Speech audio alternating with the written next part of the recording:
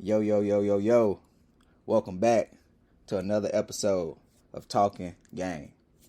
I'm your host, Tony Lewis, LT, Yellow Tape King, Anthony. Depending on what you call me, lets me know what I was on when you met me. But we back for another episode, another NFL recap week. And you know I had to bring Cuz back. Welcome back, Cuz. What up, Marcus? Yo, what's good, man? I'm happy to be back, man. Happy to be back on the pod, talking game. I had so much fun. Last week I got to spin the block on you this week. Hey, man. You know you're always welcome. This is what we do. You know, so I'm always happy to have you on here, man. To actually be able to speak this sports knowledge that we have, and it seems like we've been hoarding for ourselves. We can share with the world, you know what I'm saying, and give that perspective that I don't think a lot of people have, man. So this is awesome, man. This is awesome. Yeah, man, it's only right that we give the people what they want. Like you said, we got so much knowledge to give and so much different insight of what your regular ESPN and Fox Sports, what they had to offer, man. We just give it from a different perspective. So This is true. kind of like Jeezy, man. We do it for the hood, man. This is true. All right, man. So you know we got to start off with what was your most impressive team that you saw in week 2 of the NFL? So, starting off, man, honestly, you know, when you sent me, you know, what the topics was and this was going to lead off, this one was a very, very, it was a very tough choice for me. Two left field picks. So this week I got a double dose. I got a 1A and a 1B. For both? First, well, we're doing impressive, so. No, just for right now, for the most impressive team, I do have a 1A and 1B. First team is the Washington Commanders. I was very impressed with them. On the road, falling behind 21-3 and making that comeback to beat Russell Wilson. And they also had to overcome the odds. Russell Wilson threw a crazy Hail Mary to tie the game up. He still has that magic at least in his back pocket to, you know, kind of pull something out of his ass right there. But, let him cook. Very impressed with the Commanders. I like the way Sam Howell is taking control of the offense. Eric Bieniemy, you can start to see his fingerprints over the Washington offense and how they're moving the ball up and down the field. They letting Sam Howell cook. 27 to 39 for 299 and 2 touchdowns. Brian Robinson Jr., he had the ground game going, 87 yards rushing, 2 touchdowns. Terry McLaurin, one of the more underrated receivers in the game right now to me. Very impressed with that win. They moved to 2-0. My other surprise team, man, and I thought last week was just a fluke, but they came back and did it again, albeit against the Bears. But the Buccaneers, man, they doing it. They doing it, man. The Buccaneers, man, another great showing from Baker Mayfield. The more and more he improves, he's looking more and more like the Oklahoma Baker Mayfield after 2 games. I think we were a little bit too quick to write him off, especially when you look at the situations that he was in. Cleveland, it's always been a dumpster fire since they came back, right? Yeah, finding out that they've never started, well, they haven't started 2-0 since 1993, that says a lot. So, right, so that's 30 years right there of just toiling in obscurity. Then you got his situation in Carolina, as you can see, they're not doing well. They're kind of struggling to figure out an identity of what they are. Yeah, it doesn't matter who the quarterback is in Carolina. At this point, yeah. And right now the Rams, that was just kind of a holding place of Matthew Stafford. Like, we didn't read too much into what he did in St. Louis. We knew that wasn't for a long time, but it feels like Baker's found a home. He's got weapons like Mike Evans and Chris Godwin. He's playing mistake-free football. Like I said, it was against the Bears. But if you told me that they were going to be 2-1 after Minnesota and Chicago, I probably would have gave you 1-1. So those are my two teams. Definitely the Tampa Bay Buccaneers, I was very impressed with this week, and the Washington Commanders. You know what's interesting about those two teams? Both of those teams were on the coaches going to get fired list. Absolutely. Right? And, Absolutely. And at least starting 2-0, you're at least going to keep them for the first 4 weeks, right? Even if they drop the next two, both teams, because you at least got the split. You're 500. You're not going to fire that coach. Absolutely. It's almost like you got to. Like you said, off the record, me and you talked about Ron Rivera probably being one of the first ones canned. Yeah. Now it may be a contract extension, but it looks like he's giving the enemy the keys to that offense and just letting them cook. And, as you know personally, Riverboat is always gonna have the defense ready to play. Yeah, that's just what he is. Now that'll get Ron fired, right? A bad defense, but he's always gonna bring it. Just one thing on both of those teams, and it's about individual players looking ahead. Why do you not pay Mike Evans? Well, in my opinion, I think that you kind of got to see what you have first, right? I don't know, man. He's 1,000 yards since he came in every year. Well, not necessarily from his individual accolades, but you kind of got to see how he messes with Baker. In my opinion, is it worth the money? Like, what are we paying this receiver for if we're getting ready to go on in the full-on rebuild mode? This is true.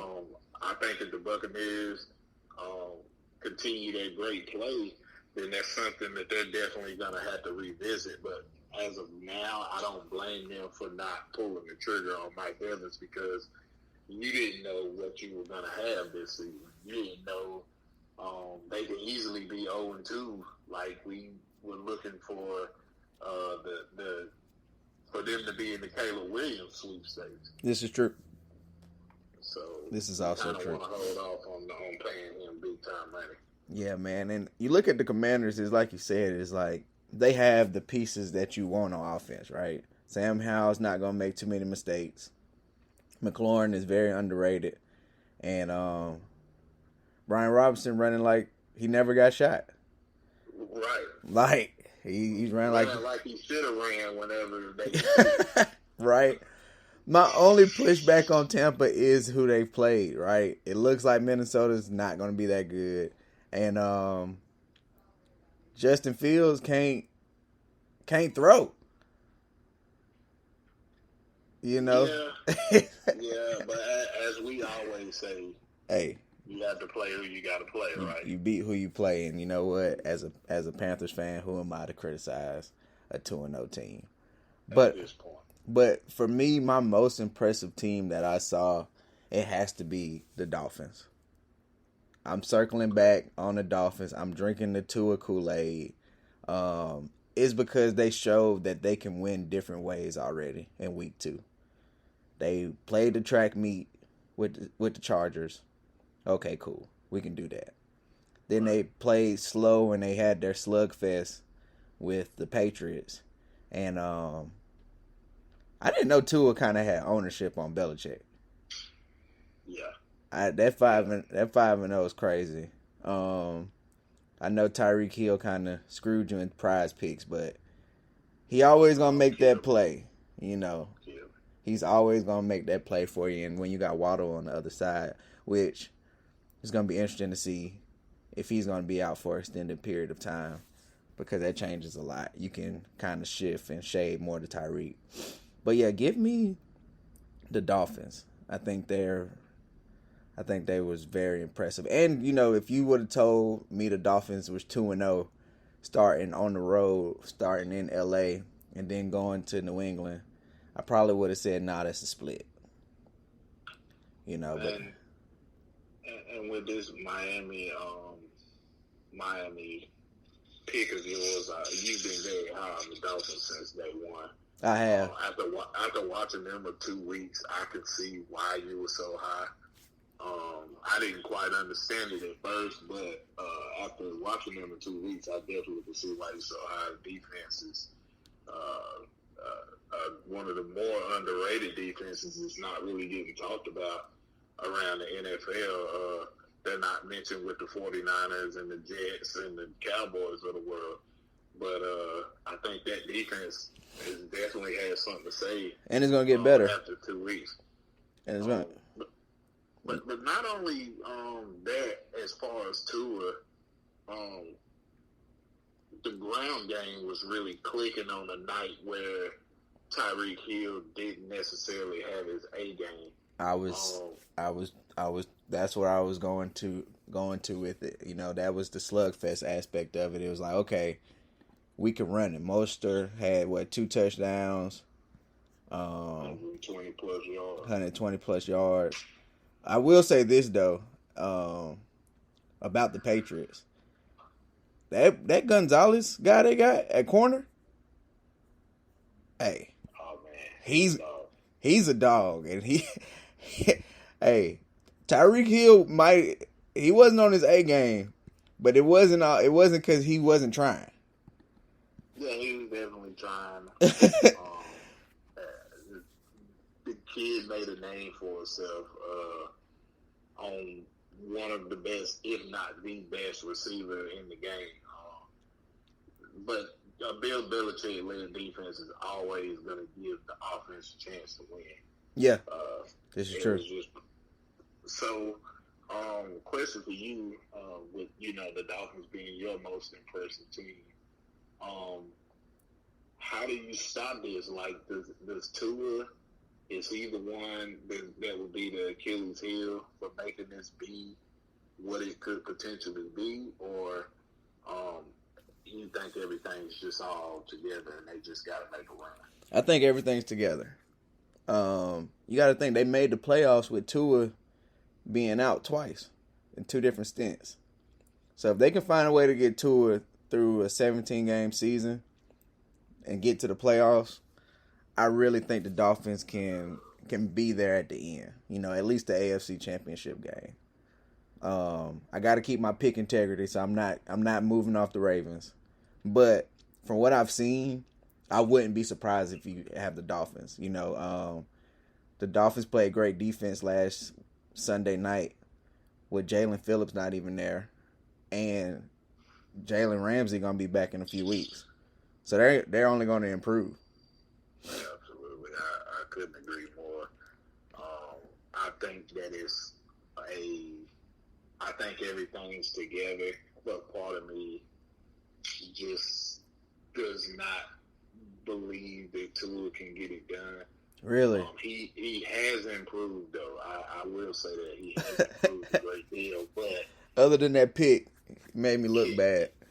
Can you trust Tua in the playoffs, in the big game? That's what we've yet to see. This is true. Remember that it was Skylar Thompson in the playoff game and not Tua. So we haven't really seen Tua in that moment. Yes, of course, we know his story at Alabama and the greatness that was there, but he's yet to prove that in the NFL. So it's hard for me to put all my eggs in that Tua basket. However, I do see the improvement that you speak of with Tua and his development, but is he ready to join that exclusive club of quarterbacks and winning big games. You know what I think the thing with Tua that makes him, what will make him successful is, you got to remember McDaniels come from that Kyle Shanahan tree. So it's almost like, don't fuck this up. Put the ball in the playmaker's hands. It's almost, it's crazy to say this. It's almost like, Tua, can you be better than Brock Purdy? Yeah. If you can be better than Brock Purdy, I think we'll be okay. Yeah. But does that mean you asking Tua to manage the game? To an extent, because he's more than that. I think he's Brock Purdy with a better arm. Ooh, that's tough. And you kind of you got to have a little bit of better arm because you got the deep threat of Tyreek. You know, Tua still struggles to connect. Sometimes, yeah. Look, I think it's only probably like 3 people that can throw it and make Tyreek have to run up under it. Probably Mahomes, Allen. She might cut the deck. Who, Herbert? Maybe Herbert. I don't know if Matthew Stafford has any bullets left in the tank. Yeah, but yeah, I think that's the Tua and McDaniels. It's like, hey, be better than Brock Purdy, and I think we'll be okay. But now we got to flip it. You got your most impressive. Who do you have as your least impressive team that you saw over the weekend? As I ciphered through my notes, I've come to realize that I actually do have two least impressive teams today. I didn't realize that until I began to look through my notes. But the first team that I have to go with that I was least impressed with, look no further than 24 hours earlier. The Cleveland Browns look absolutely putrid. Their offensive line, they did a poor job in protecting Deshaun Watson last night. Deshaun Watson looked terrible even when he did halftime. Deshaun Watson looks like a shell of himself. He looks like an absolute shell of himself. But it's kind of like you know, like you always say, they are the Browns. And yeah, like I wonder if this would be Deshaun Watson in like LA. Right, because I mean, you gotta look at the way Baker Mayfield's playing right now. I mean, he's playing really good football, and I mean, it's not like the Browns lack weapons. I mean, I've never been high on David Njoku. I felt like he's been overrated. For sure. From the jump. Even as a Hurricane fan, I feel like he's overrated. Yeah, he's super overrated. He's always gonna leave you wanting more, and you're just not gonna get that. Unfortunate injury what happened to Nick Chubb. Oh man. You know, at this point, you kind of gotta wonder if that's the end of the line. Like, it's gonna be a good comeback story, but there's no way he comes back and beat Nick Chubb of old, right? Unless he got a little Adrian Peterson in him. That's tough. Right? That's the rarest of the rare. But, you know, that's what people look to like it's normal. They look to people like Adrian Peterson like it's normal. But, nah, I don't expect him to be the same. Cause... Yeah, that's definitely an anomaly with AP. Then you have, you know, just reeling down this Browns roster. It's a talented roster. I mean, yes. You have Amari Cooper, who's probably one of the best route runners in the game. He made a lot of tough catches last night on a washed-up Patrick Peterson. I did not know why we were still lining Patrick Peterson up. Yo, Patrick Peterson is washed. I did not know why we continue to line him up on the best guy, but Patrick Peterson is washed. Yeah, at this point, his value is just on name alone. And then you got guys like Grant Delpit, on the defense. Myles Garrett. I mean, there's no shortage of talent in Cleveland. Zadarius Smith on the other side. Man, they just cannot put it together. and they were awful last night. In my opinion, that was one of my teams. And staying in the same division, I know it's only after week 2, but again, the Bengals did not look well at all. I struggled to go whether I was going to go with the Bengals or the Denver Broncos. But what expectations did we have for Denver anyways? Yeah, this is true. People talking Bengals Super Bowl, right? Yes, they were talking definitely Bengals Super Bowl. You just gave Joe Burrow the bag, and he played at best yesterday. And then got hurt towards the end of the game. Yeah, so, I mean... That would be tough. Only 5 catches from Jamar Chase for 31 yards, so... we could put the Jamar Chase, Justin Jefferson conversation. We can tuck that on in. Yeah, we can definitely tuck that in. But for the expectations that the Bengals had, and for them to be sitting at 0-2 after 2 weeks, it's just mind blowing to me. And then on top of that, you got Monday night with the Rams, and that's not going to be an easy game. No, the Rams are not tanking. Although the division game, they gave San Fran everything that they wanted. So the Bengals they were very disappointing in my eyes. I'm not mad at your Bengals pick. I probably would have went Bengals if it wasn't for freaking Detroit. Come on, Detroit. Like this was your we're here for real game. Yeah, absolutely. This was your we're here for real game. We got to show you guys that opening night wasn't a fluke. On top of, you had an extra 3 days. Like, you had the advantage of playing Thursday night. And you go out there and you lose. Jared Goff had him a old-fashioned Jared Goff, empty calorie game. And I'm just super disappointed. I'm disappointed in the defense that I kind of thought was better. But maybe the Chiefs' offense isn't going to be that good, and it shows. Yeah, man, you got Geno Smith. On the day that you unveiled Barry Sanders' statue. Come on, Detroit.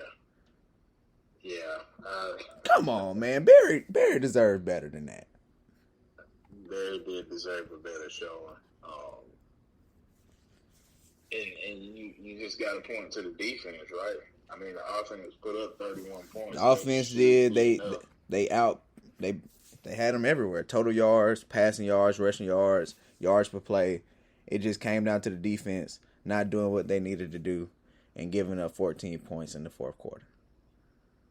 And that's tough. So, it's safe to say, I mean, after 2 weeks, I wouldn't say it's safe to say, let me change that. It's trending towards, after 2 weeks in the NFC North, it kind of looks like whoever's going to stumble to the finish line first, right? Yeah. I mean, the NFC North was probably one of the most confusing divisions if you wanted to pick before the season started, because you had Detroit, who was coming on strong. Then you Minnesota's not going to just fall off from 13-4, and you didn't know what you're going to get with Jordan Love, or maybe Justin Fields was going to learn how to throw. But nope, it's going to be maybe 8 wins win the division, cuz. I feel like Justin Fields is really being, I don't want to say set up for failure, but when I watch Justin Fields and I watch the way he's being used, he's not going to his strengths. It's like they don't know what to do with him. One week he's using his legs, he's extending and making plays, and you thinking, okay, just let him cook like that. But then the next week, you got him dropping back, trying to sit him in the pocket and let him pick apart the defense, and that's just not who he is. It's not. You try and make Justin Fields as close to Lamar Jackson as possible right now. I agree. I mean, because, look at it, 16 for 29, 211, a touchdown, 2 picks. Nah, he got to run. And he only ran the ball 4 times. So, this was the, hey, drop back, try and win us the game from the pocket game from Justin Fields. That's not going to work. Especially when you're the most athletic person on the field. Take advantage of that. If I'm a coach, I'm taking advantage of your strengths. We'll work on your weaknesses in training camp. Well, that's the job of a coach, is to showcase the strengths as much as possible and hide the weaknesses as much as possible. But I don't know. Like I said, when I watch the Bears, it feel like they're trying to give a reason for picking another quarterback next year. Yeah, I can see that. But, more quarterbacks are ruined than made, I feel like, in the NFL. Due to situation. Everybody doesn't have the good blueprint like Green Bay. Hey, we're gonna draft you and sit your ass down. It's kind of like we were talking about earlier with Bryce Young. Did we need to start Bryce Young week 1? No. For what? I think you do. Why do we need to start Bryce Young to go 5-12 at best? Maybe even 4-13 the way it's looking after 2 weeks. Yeah, because, he ain't got nobody to throw to. No separation from the damn receivers. So, I don't know, man. I very, very disappointed in Detroit. I'm disappointed in the Bengals, too. Their expectations were super high. Like I say, some people got them going to the Super Bowl. But, in the Bengals' defense, they started off 0-2 last year. That is true, but this can't be a trend. It can't be. Digging out that hole is never easy. But shout out to my Ravens. I told you, healthy Lamar Jackson, whether they like it or not, he's always at the top of the AFC North.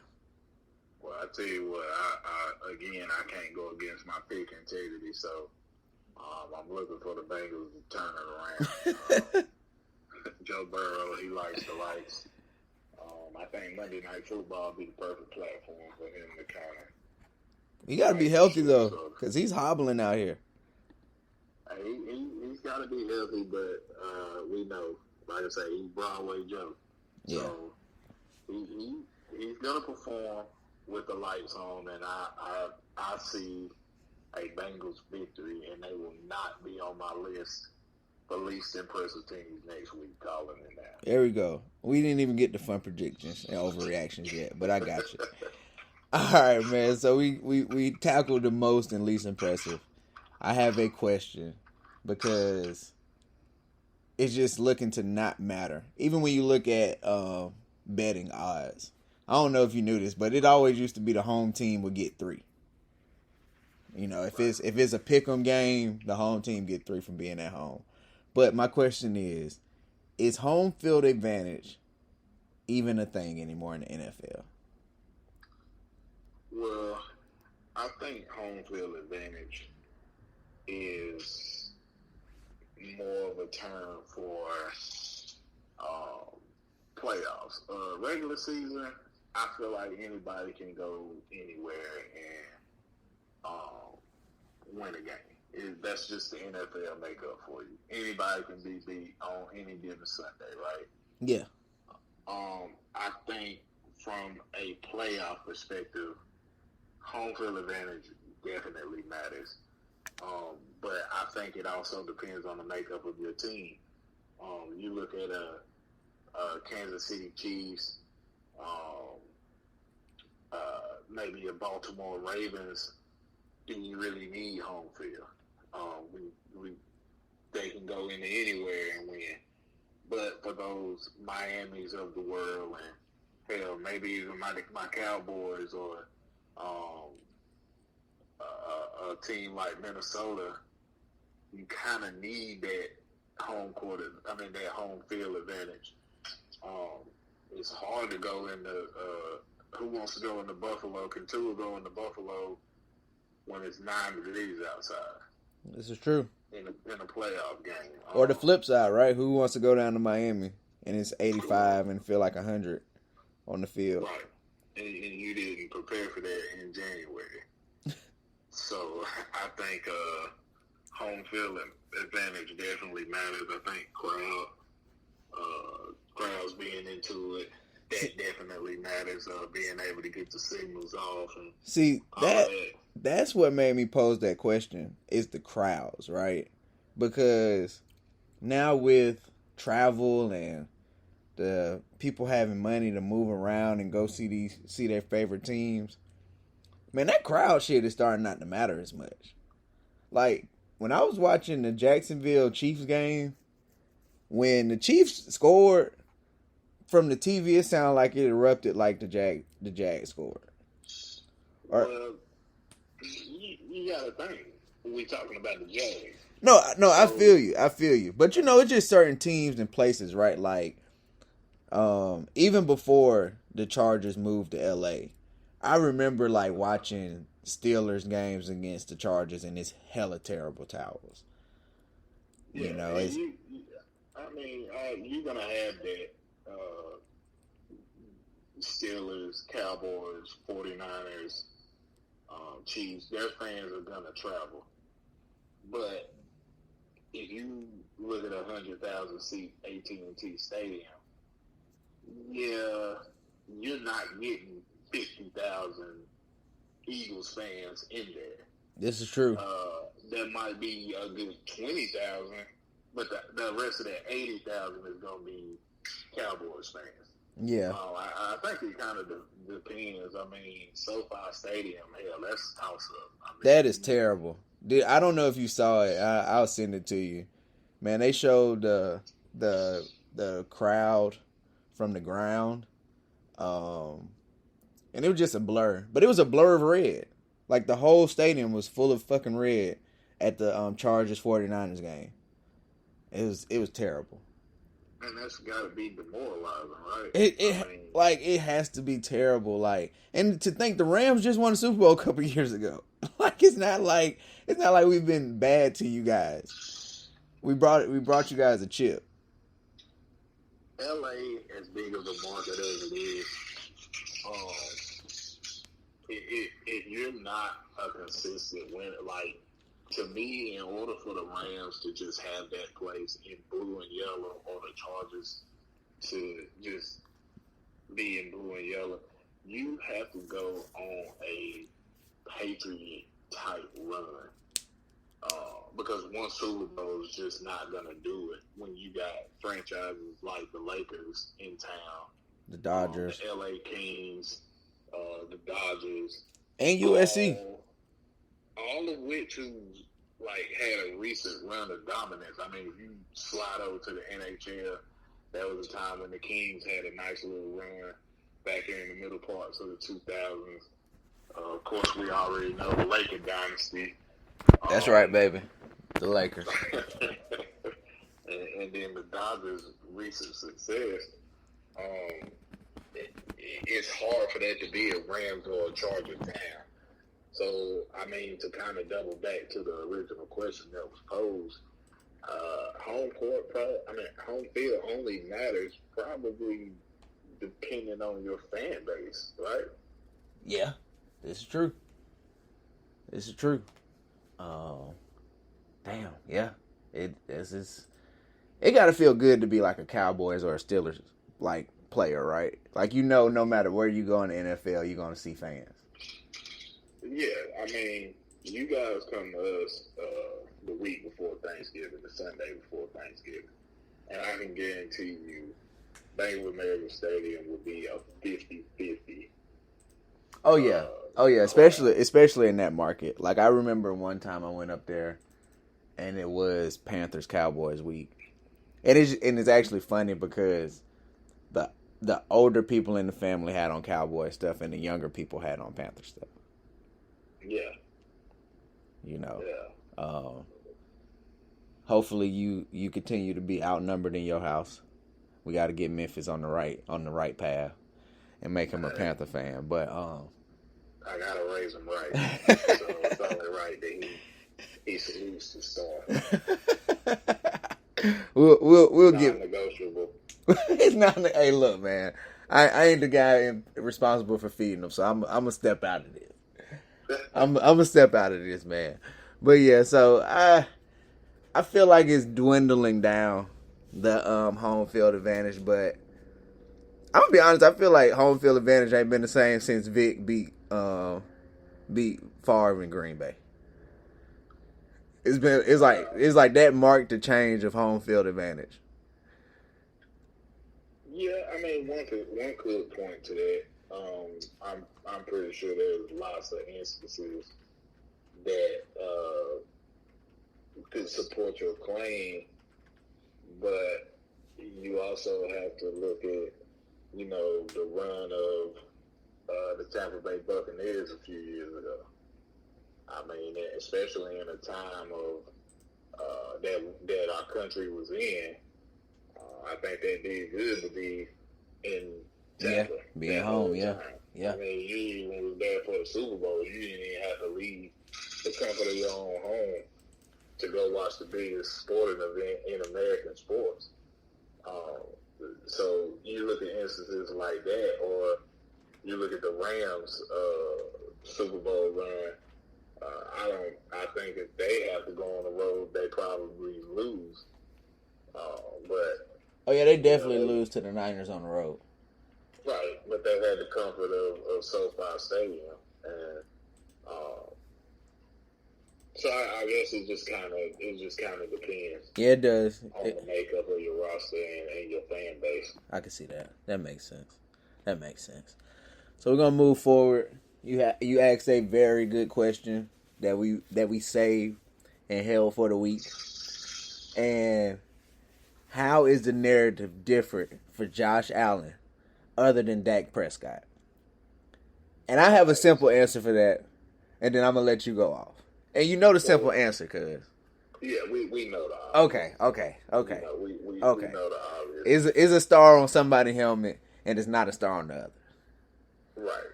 So we're gonna go ahead and escort the elephant out of the room as far as that. But I mean, if you look at the numbers,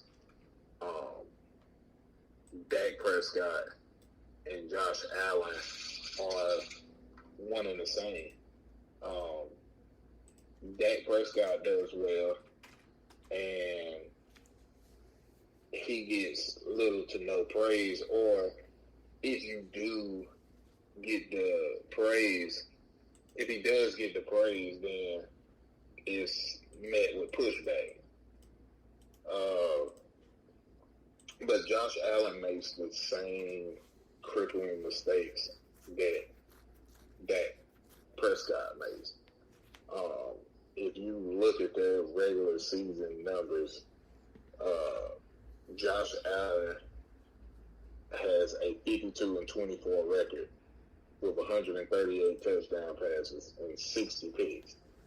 But over that same time frame, you got Dak Prescott with a 61-36 record with 166 touchdowns and 65 touchdowns. 65 interceptions. So why is it that Dak Prescott is killed whenever he makes the mistakes that Josh Allen do? Well, to me, I can only point to one thing. Josh Allen has won bigger games, and he's played in bigger games. He do Patrick Mahomes to an epic game, and Dak Prescott couldn't beat Brock Purdy. Or Jimmy Garoppolo. Or Jimmy Garoppolo, for that matter. You know what I'm saying? So, that's kind of where it draws the line. If Dak Prescott wins that playoff game as a rookie against Aaron Rodgers, we might still be having this conversation, but it wouldn't be as loud. To me, that's kind of what I guess they excuse Josh Allen's mistakes, because we know he can get you to the AFC Championship game. Regardless of the mistakes that he makes, he can win you a big game. Whereas Dak, you making these mistakes and you haven't gotten there. Well, can Josh Allen win you a big game? Has he won you a big game? What big game has Josh Allen actually won? Not that he's won, but at least he got his team to the AFC Championship. Yeah, this is true. I mean, he did get them there. Like, that's one thing. Like, that's what I'm saying. Like, you can hold Dak more accountable for his mistakes because Josh Allen has gone further. Yeah. And so that window of criticism is going to remain open for Dak until he just shuts the naysayers up. And with Dak, with having that star in his helmet, there's only one way to do that. He got to win the chip. I was about to say, me personally as a fan, getting to the NFC Championship game, I would be excited. I mean, I'm 37. And the last time I seen Cowboys play in an NFC Championship game was 1995, which means I hadn't even reached double figures in age yet. Yeah. So it's getting up there. So, and just in the Panthers' short lifetime, you've seen them how many times just play to, if we win this, we are in the Super Bowl. How many times have you seen that? 3? 3 times. Yeah. In the same span. Yep. In the same span. And you've seen them at least play to go 3 times. And yeah, because we lost to, Green Bay? We lost to Green Bay 96. Then we won. We went to the Super Bowl and lost twice. Runner-up twice. Right. So. Damn, we should have beat Peyton Manning, man. Didn't you lose? You lost to Seattle one time, right? To go? Wasn't that to go? Or no? No, that was divisional. Chicago? Nah, we lost to... When we lost to Seattle, that was a divisional. Okay. Well, so if Dak wants to silence this and get the spotlight put back on Josh Allen, then he has to win the Super Bowl. And if everything goes according to plan the way that I predicted it, he will hush those naysayers over Josh Allen in the biggest game of the year. Dak Prescott wins the Super Bowl. Does he automatically goes into a Hall of Fame trajectory?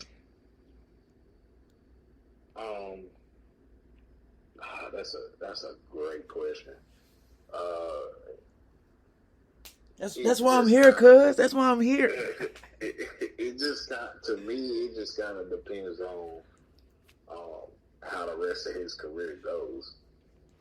If you can, in your career, holding every Cowboy record, which can happen, with a Super Bowl ring, that has to put you in the top 3. You would stall back an Aikman. You in that conversation. You push Tony Romo out of there. Yeah, because I saw a stat where he has like the highest average. He got some stuff where like if he could just continue that and just add that Super Bowl on top of it, it'll happen. I think. And hey, let's be honest, cuz it's a little more sauce having that star on your helmet. It definitely is, man. It comes with. I I'm not gonna say unwanted pressure because you have to. To me, there's no such thing as unwanted pressure whenever you play for the Lakers, the Yankees, the Cowboys. Like, there's no such thing as unwanted pressure. Like, if you get drafted to them or you sign free agency or traded there, you know what's expected of you. So it's definitely magnified to times 100 with that. But that knows what comes with being a Dallas Cowboys quarterback. And he handles it well. He definitely handles himself very well. He handles it very well. You just go no further. I mean, you still got living legends that can tell you everything that you need to know. Troy Aikman's still around here. Tony Romo's still around here. Roger Staubach's still around here. So I'm pretty sure those guys are in the building.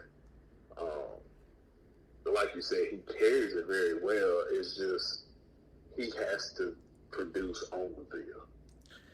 Yeah. And I want to say something that a lot of people haven't been saying. Jerry Jones gets killed a lot for being the helicopter owner. I think Jerry Jones needs a lot more praise over because of the last couple years. He has put out a very good product. You guys have drafted well. Y'all haven't spent dumb money. Y'all not winning the Super Bowl will not be his fault this year, or like the next couple years to come.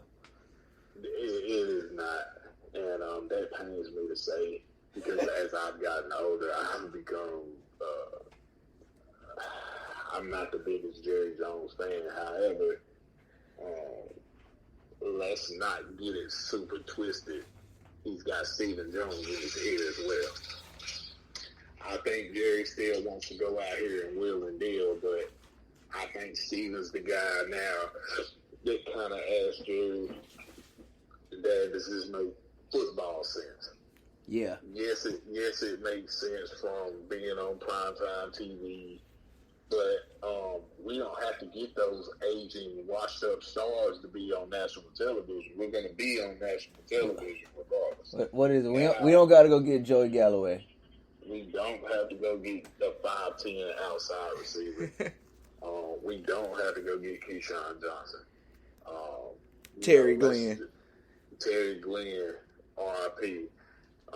You don't have to go get those guys. Let's go back to the basics. Let's strip this thing down and go look at what made us successful.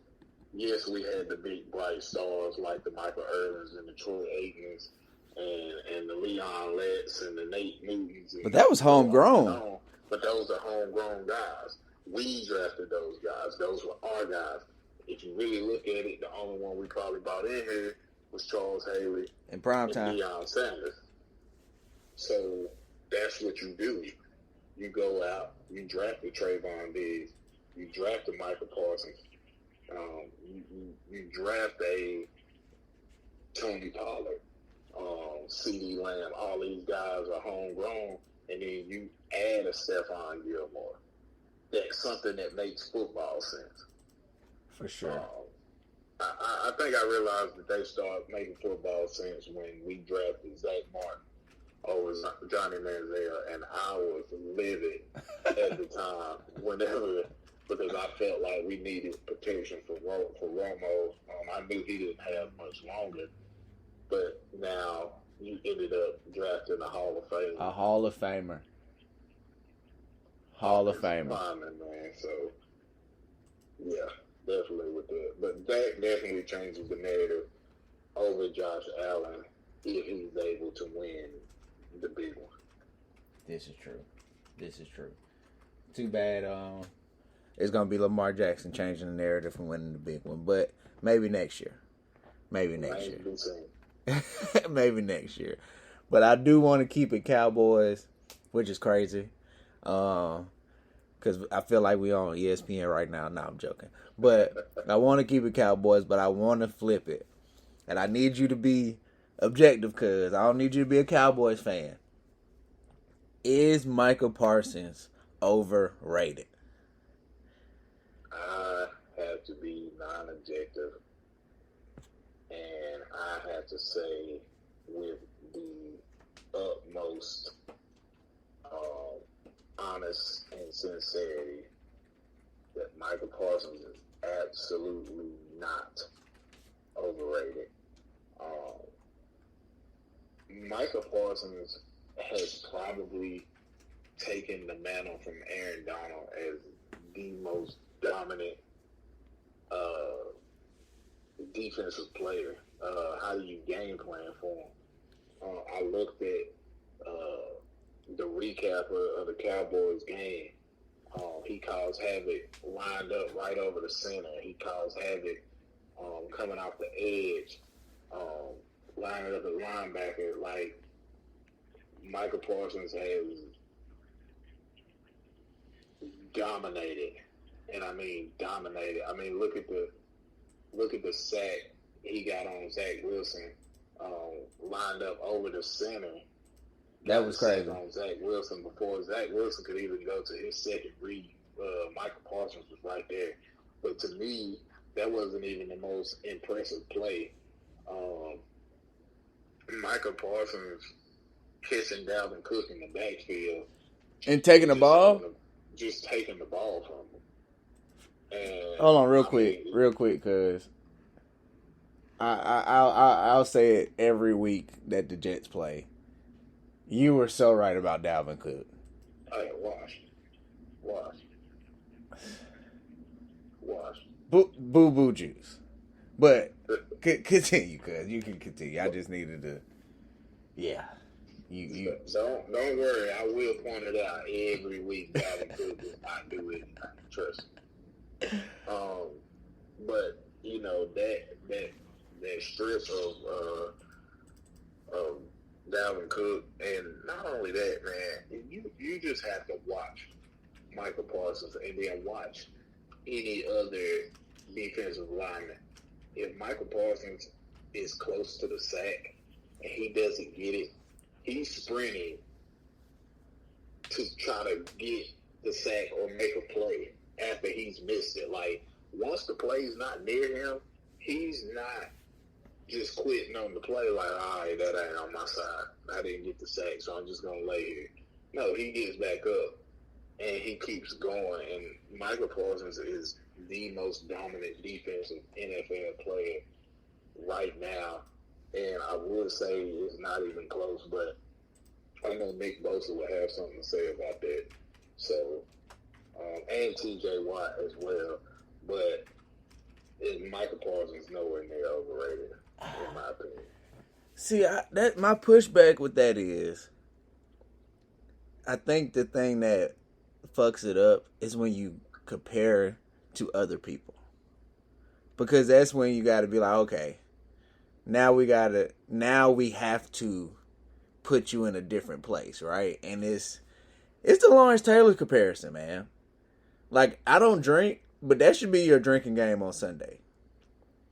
How many times does somebody compare Micah Parsons to Lawrence Taylor? Like, I think if you were to do that and play that game, you'll be drunk by 4 o'clock.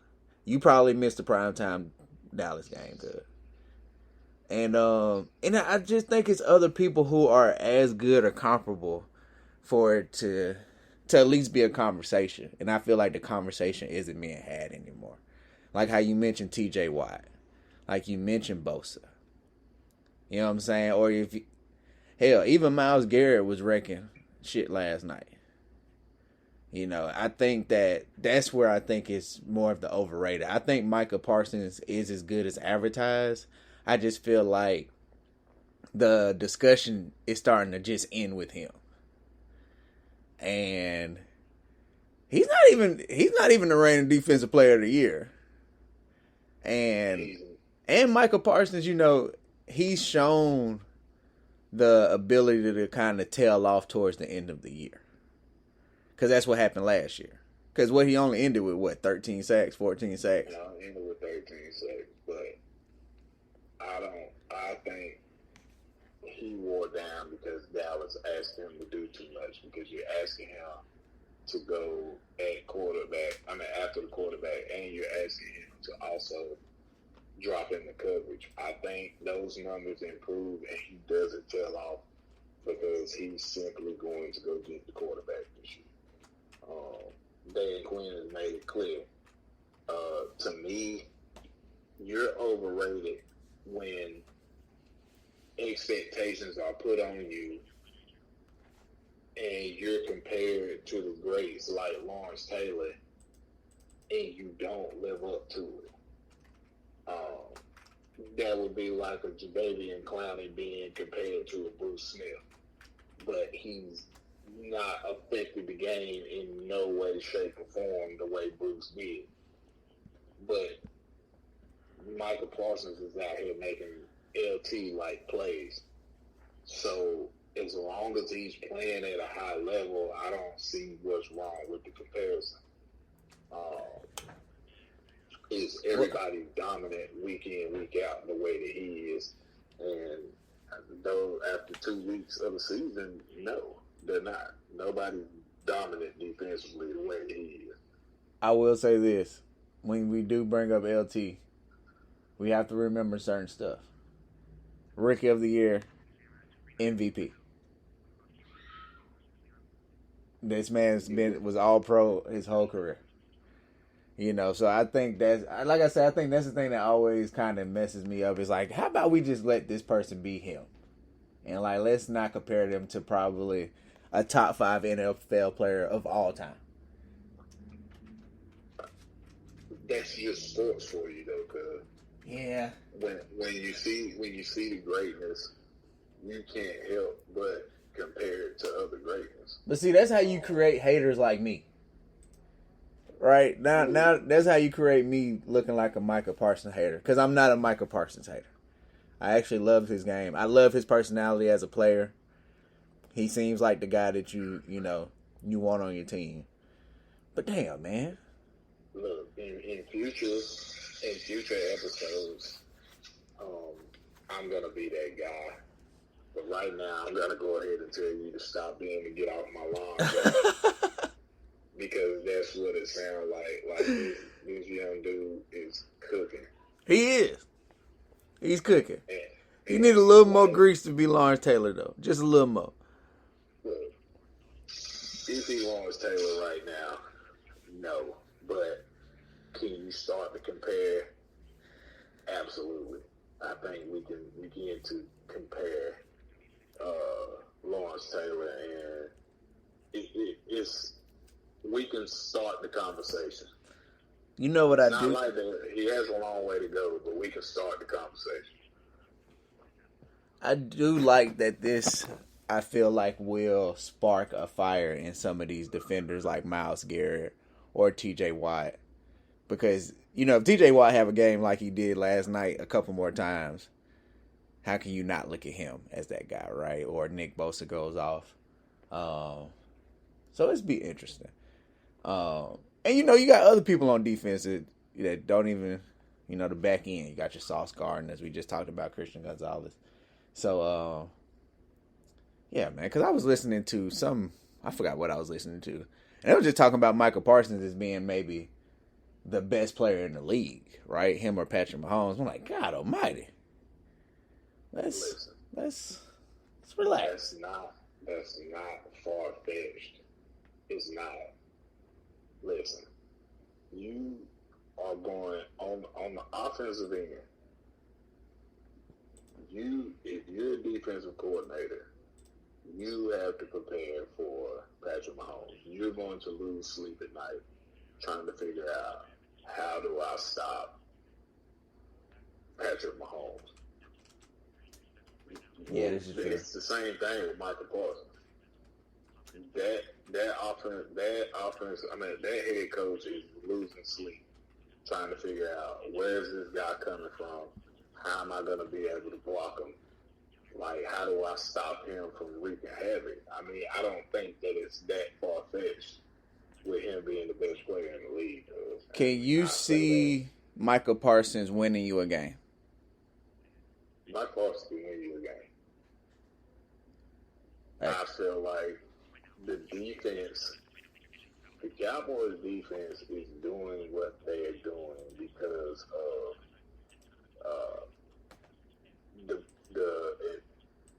the attention that's given to Micah Parson. Think about this Dallas defense when we didn't have Micah Parsons. He instantly injected life into this defense. Our defense was a joke. And he's come along and he's absolutely changed everything. Like his hustle and his motor is like contagious. I've never seen Michael Parsons take a playoff. When we were just dependent on DeMarcus Lawrence to get to the quarterback, okay, we'll live with that. That's fine. When we depended on Sean Lee to stay healthy, that didn't work. We getting gashed. Shout out to Sean Lee. Oh yeah, definitely big shout out to Sean Lee. But I just think that he can go out here and win us a game. I mean, he is a big reason for us winning the games that we're winning right now. Yeah, I mean, that defense is crazy because people aren't talking about it. Y'all offense hasn't been that well. Hasn't played that well. Y'all still leaving a lot of meat on the bone. No, they haven't played very well, but they done enough to win. I didn't like the fact that we kicked 4 field goals down in the red zone. I thought that was very alarming to me. If we wasn't playing against Zach Wilson, that could have been a problem had that been Aaron Rodgers. Or if little stuff changes the whole game, right? So, like, even if Sauce actually catch that pick six. It definitely shifts momentum for sure. But I don't see Zach Wilson beating us.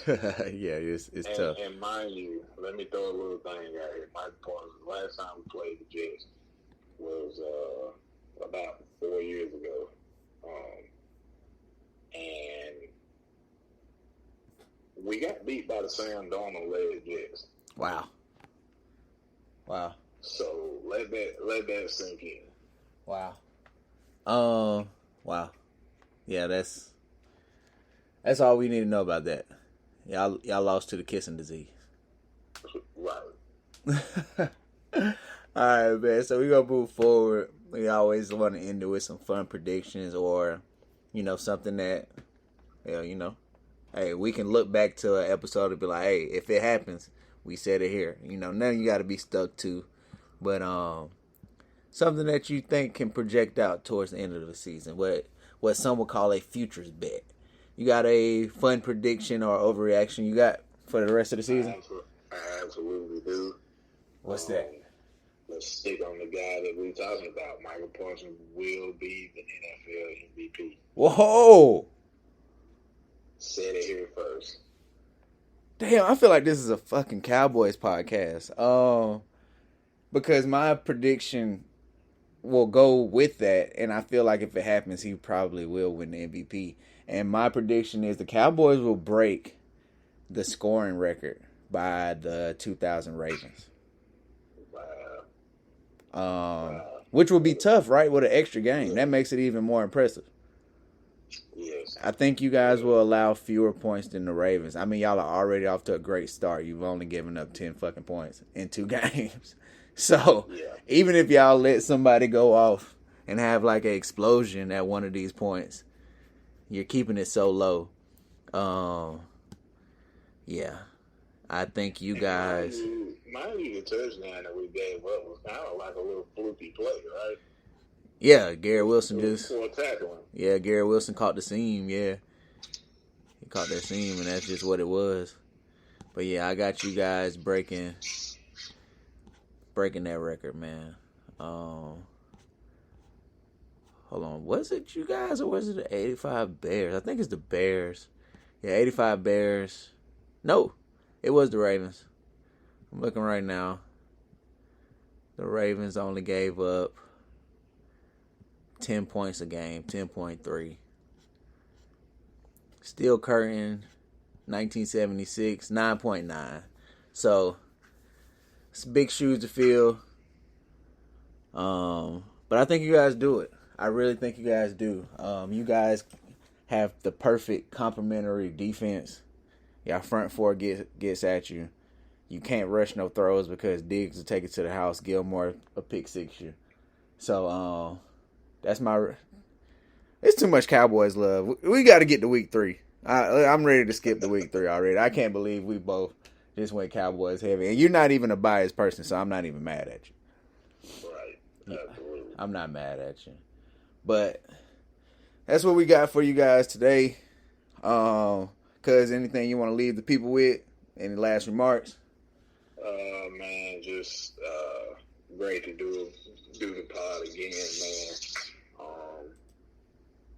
Just get my schedule cleared out so we can give you guys more of what you want. Actually, more of what you need. So definitely just looking forward to that, man, and just making more great content. That's a fact.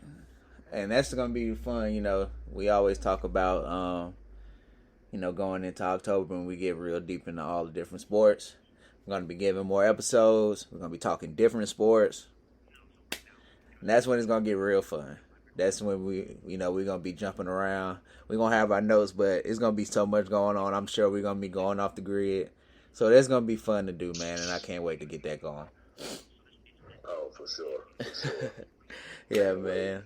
And then we both got our kids that play sports and all this stuff, so we probably be able to share some stories on that too. We gonna really give the people all different aspects, man. Oh yeah, man, and I can't wait to get into it, man. Definitely looking forward to it. Yeah, man. So this was this week's episode of Talking Game. I appreciate everybody who listened. Hey, man, y'all keep God first. Y'all check us out next week. I got y'all. Peace.